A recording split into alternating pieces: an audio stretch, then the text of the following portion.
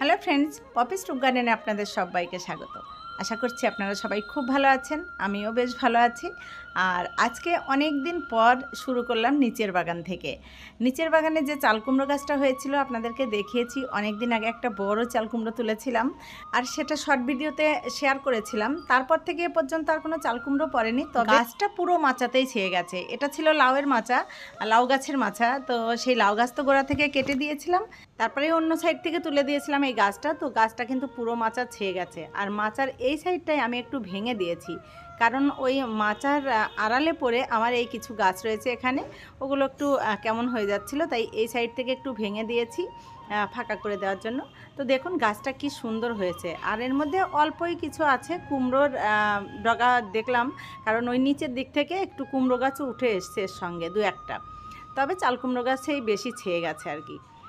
আর এদিকে দেখুন দুটো কি সুন্দর পেঁপে গাছ হয়েছে, তবে দুঃখের বিষয় একটা গাছে তো প্রচুর ফুল শুধু দেখতে পাচ্ছি, আর একটা গাছেও ছোট ছোট ফুল হয়েছে, তবে মনে হচ্ছে পেঁপে হলেও হতে পারে।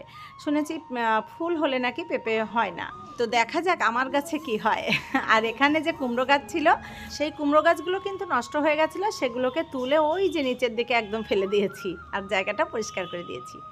আর আজকে এসছি আসলে কিছুটা চাল কুমড়োর শাক কেটে নেব, তো ঝটপট করে নেব। আর আজকে একটু তাড়াও আছে। এই যে চাল কুমড়ো শাকটা কাটছি এটা আমার নিজের জন্য নয়, আমি কেটে নিচ্ছি এটা একজনাকে দেবো বলে। তো এখান থেকে শাকগুলোকে কেটে নিয়ে সোজা চলে যাব ছাদে, কারণ ছাদেও বেশ কিছু সবজি আছে যেগুলো আমাকে আজকে তুলতেই হবে। শাক কাটতে গিয়ে এখানে দেখলাম একটা কিন্তু চাল কুমড়োর জালি পড়েছে। এই ডগাটা আমি কাটতে গেছি, এখন দেখি যে এই দেখুন এই যে একটা চাল কুমড়ো পড়েছে, ছোট্ট সবে পড়ছে, তাই এই ডগাটার আমি কাটলাম না, রেখে দিলাম। তো দেখা যাক ওটা বড় হয় নাকি। আর পুরুষ ফুল তো প্রচুর আছে, ওটা ছড়িয়ে দিলেই হবে ওটা যখন ফুটবে। তো চলুন এবারে ছাদে যাই। তো দেখুন শাকগুলোকে হাতে করে নিয়ে চলে এসেছি ছাদে। আর হাতে করে এই কারণেই নিয়ে এলাম যে বাগান থেকে আরও কী কী তুলি, এক জায়গা করলে কতটা সবজি একদিনে হারভেস্ট হবে সেটা আপনাদেরকে দেখাতে পারবো, আমারও বেশ ভালো লাগে। তো যাই হোক, এই যে ভিডিওটা আজকে আমি আপনাদের কাছে পৌঁছে দেব ভাবছি, দিতে পারবো কিনা জানি না, এখন আমি এডিট করছি। আর এই ভিডিওটা কিন্তু গত পরশু দিনের ভিডিও, আসলে দুদিন আমি ছিলাম না, তো ভিডিওটা শ্যুট করে নিয়ে গেছিলাম সেদিন সকালে, কিন্তু দুদিন ছিলাম না বলে এডিট করতে পারিনি। আর দুদিনের জন্য গেছিলাম বাপের বাড়িতে বোলপুরে, আর সেখানে গিয়ে এত আনন্দে মেতে গেছিলাম যে ভিডিও এডিট করেই উঠতে পারিনি। আর আজকে দুপুর 1:30টার সময় বাড়ি পৌঁছেছি, আর বাড়ি এসে স্নান করে রান্না করে খাওয়া দাওয়া করে তারপরে বসেছি ভিডিও এডিট করতে। জানি না আপনাদের কাছে সঠিক সময়ে পৌঁছাতে পারবো কিনা, যদি না পারি তাহলে হয়তো কালকে সন্ধ্যায় পৌঁছাতে হবে, তো চেষ্টা করছি। আসলে অনেক দিন পর বাপের বাড়িতে গেলাম, তো সেখানে গিয়ে আর এসব করতে ভালো লাগছিল না। 7 মাস পর ওখানে গেছি, তো সবার সঙ্গে একটু গল্প করব না ভিডিও এডিট করব, তাই আর করা হয়ে ওঠেনি। তো যাই হোক, সেদিন কিন্তু আমি অনেক সবজি তুলেছিলাম বাগান থেকে, আর সবজিগুলোকে আমি ফ্রিজে ভর্তি করে রেখে গেছিলাম, কারণ আমি বাবা মাকে সঙ্গে করে নিয়ে এসেছি। আর ওদিক থেকে বোনও এসছিল দুর্গাপুর থেকে, তো বোন কিন্তু নিজের বাগানের অনেক সবজি রান্না করে নিয়ে এসেছিল, তো সেই জন্য আমি আর কিছু রান্না করে নিয়ে যাইনি। তো যাই হোক, দুদিন খুব মজা হলো। বোন তো মানে আগের দিন এসে পরের দিনই আবার সকালবেলায় চলে গেল, কারণ ওর ছেলেদের পরীক্ষা চলছে, তো সেই কারণে ও আর একদিনও থাকতে পারলো না। তবুও যেটুকু সময় একসঙ্গে ছিলাম ভীষণ মজা করেছি একটা বেলা। আসলে আমি যখনই যাই আমার বোন তখন আসবেই আসবে, আর ও যখন যাবে আমিও ঠিক সেই সময় যাবার চেষ্টা করি। যদিও আমরা অনেক দিন পর পর দেখা হয়, আমাদের অনেক দিন পর পর যাই বাপের বাড়িতে, দেখাটা খুব কম হয়, তাই জন্য যত কাজই থাকে একজন আসলেই আর একজন ছুটে যাই। তো যাই হোক, দেখুন আপনাদের সঙ্গে কথা বলতে বলতে অনেকগুলো সবজি কিন্তু আমার তোলা হয়ে গেল। আর আজকে প্রথম কাঁকরোল তুললাম বাগান থেকে, একটাই হয়েছে তবু খুব ভালো লাগছে, প্রথমবার একটা কাঁকরোল তুললাম। আর এবারে কিন্তু আমি বাগান থেকে প্রচুর ঢ্যাঁড়স তুললাম। গাছগুলো সেই শুরুর থেকে লাগিয়েছিলাম, যেগুলো বয়স্ক হয়ে গেছে সেগুলো তো তুলে ফেলেছি, মানে তুলে ফেলিনি, প্রথমে তো মাঝখান থেকে কেটেছিলাম, ব্রাঞ্চ বেরিয়ে তার থেকেও কিছু হয়েছে, আর কিছু গাছ আমি তুলে ফেলেছি। আর এই দেখুন এবারে ঘুমটা দিয়ে চলে এসেছি, প্রচণ্ড রোদ উঠেছে, আর থাকা যাচ্ছে না খালি মাথায়। তো যাই হোক, আমি কিন্তু আবার কিছু ঢ্যাঁড়সের গাছ বসিয়ে দিয়েছি, কিছু গজিয়েও গেছে। তো সেই জন্যই কিছুদিন আগে পিছে করে যদি গাছ লাগানো যায় তাহলে কিন্তু অনেক দিন ধরে পাওয়া যায়। কিছু গাছ নষ্ট হয়ে যায়, আবার কিছু গাছ নতুন নতুন হয়। তো ওইভাবে আগে পিছে করে আপনারাও লাগাবেন, দেখবেন 12 মাস কিছু না কিছু পেতে থাকবেন। এই যে যেমন ধরুন পুঁই শাক কাটছি, পুঁই শাক কিন্তু আমি আমার বাগানে 6টা জায়গাতে 6টা বেডে লাগিয়েছি। কারণ হচ্ছে একটা বেডে যদি আমি লাগাই, আমি হয়তো 2-3টে তার থেকে মাথা পাবো, তাতে কিন্তু আমার একবার হবে না। আর এই যে আমি 6টা জায়গায় লাগিয়েছি, এখান থেকে এক এক জায়গা থেকে যদি আমি 2টো করে ডগা কেটে নিই তাহলে কিন্তু একবারে অনেকটা হয়ে যায়। সেই জন্যই যে কোনো সবজি যদি আপনার একটু বেশি প্রয়োজন হয় বিভিন্ন জায়গায় বসিয়ে দেবেন, তাহলে দেখবেন সব জায়গা থেকে কুড়িয়ে কুড়িয়ে অনেকটা হয়ে যাবে। সেই রাই কুড়িয়ে বেল সেই আমি একটা কথা মাঝে মধ্যে বলি আপনাদেরকে, যে ছোট ছোট বালুকণা বিন্দু বিন্দু জল গড়ে ওঠে মহাদেশ সাগর অতল। তো একটু একটু করতে করতেই অনেকটা হয়ে যাবে।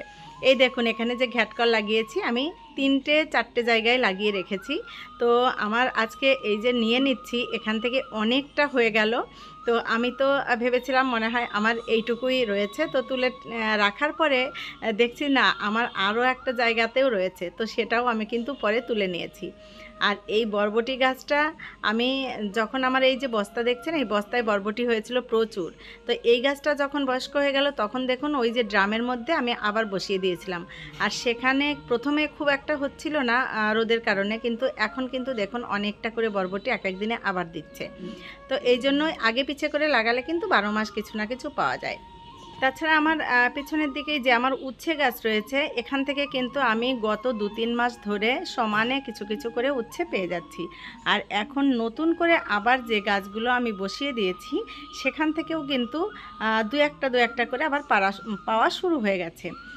এখন কিন্তু এই মুহূর্তে আমি আবারও গাছ বসিয়ে দিয়েছি, তো ওইগুলো পেতে পেতে আবার ওইগুলোও রেডি হয়ে যাবে। সেই জন্য বীজ বপন কিন্তু ঘন ঘন করলে 12 মাস কিছু না কিছু আপনি পেতেই থাকবেন। সেই জন্য বেশি বেশি করে বীজ বসান। ওই দেখুন একটা লেবু পেকে গেছে, এই যে এটা বীজ হবে নাকি, এটা একদম পেকে গেছে। এই যে 2টো লেবু। তো ওই যে বললাম না যে আমি ঘুরতে ঘুরতে দেখছি আরও আমার 2টো জায়গায় ওই ঘ্যাটকল রয়ে গেছে। তো ঘ্যাটকল সম্পর্কে আমার একটা কথা মনে পড়ে গেল। এক বন্ধু আমাকে জিজ্ঞেস করেছিলেন যে ঘ্যাটকলটা কি বীজের থেকে হয় না চারার থেকে হয়, আর কোথায় পাওয়া যায়।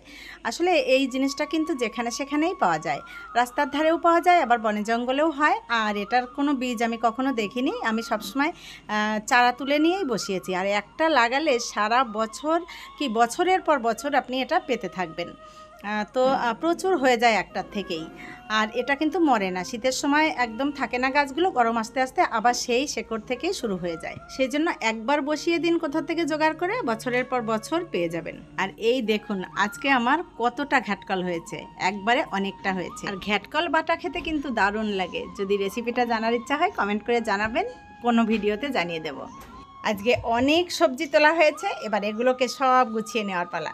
কত রকমের সবজি হয়েছে, চাল কুমড়ো শাক, ঘ্যাটকল, পুঁই শাক, বরবটি, ঢ্যাঁড়স, উচ্ছে, কাঁকরোল, লেবু। এখনও পাঁচমিশালি শাক তোলা যেত, বাগানে প্রচুর ছিল, কিন্তু আমি আজকে আর তুলবো না। তো অনেক হয়েছে, এবারে চলুন এগুলোকে একটা ঝুড়িতে ভর্তি করি। চাল কুমড়ো শাকটা প্রথমে তুলে নিই। দেখুন বাকি সবজিগুলো তুলতে তুলতেই এদিকে চাল কুমড়োর শাকটা কেমন একটা মরা মরা হয়ে গেল, একদম ঝুড়ি ভর্তি হয়ে গেছে।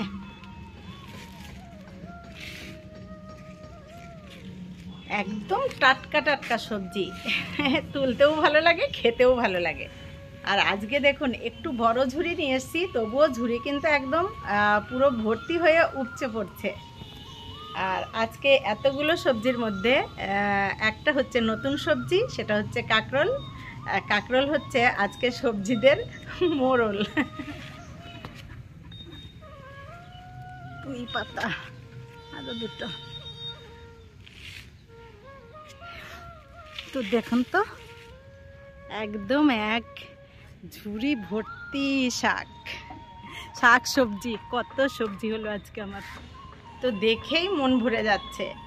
এত সুন্দর টাটকা টাটকা সবজি বাগান থেকে পেলে কেন শুধু শুধু বাজারে ছুটতে যাব। তাছাড়া বাজারের কীটনাশক দেওয়া সবজির থেকে এই সবজির টেস্ট কিন্তু অনেক বেশি। যাই হোক, আমার ভিডিও যদি আপনাদের ভালো লাগে লাইক কমেন্ট শেয়ার সাবস্ক্রাইব করে পাশে থাকবেন। নতুন বন্ধু হলে অবশ্যই চ্যানেলটিকে সাবস্ক্রাইব করে সাথে থাকবেন।